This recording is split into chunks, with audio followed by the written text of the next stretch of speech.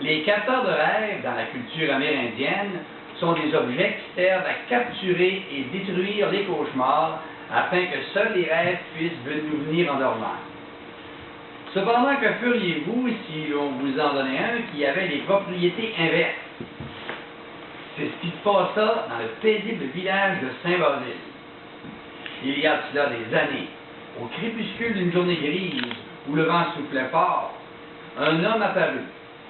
C'était un petit bonhomme. Il était si petit qu'on le perdait à travers les herbes qui poussaient sur le bord de la route. Il était si mince que l'on aurait cru que le vent qui soufflait aurait pu l'emporter jusqu'au ciel.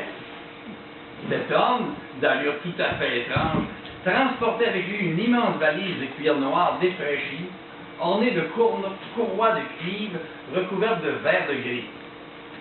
Il passait de porte en porte afin de donner ses capteurs de rêve, ainsi que la formule pour les activer.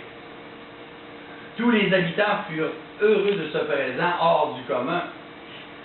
La nuit même, ils l'installèrent au-dessus de leur lit, tout en récitant les paroles que l'homme leur avait dit de dire.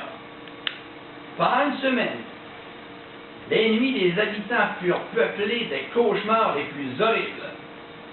Même en décrochant l'objet, les mauvais rêves n'arrêtaient pas et la peur grandit toujours un peu plus chaque nuit. Étrangement, plus les jours avançaient, plus le petit bonhomme avait l'air de grandir, jusqu'à atteindre la cime des arbres.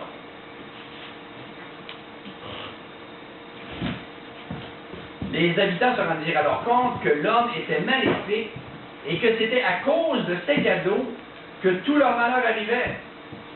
Ce jour-là, le curé du village imposa aux paroissiens d'aller dans l'église, considéré comme un endroit où les mauvais esprits ne pouvaient pas pénétrer, et leur demanda d'apporter leur capteur de rêve afin qu'ils soient brûlés à la nuit tombée.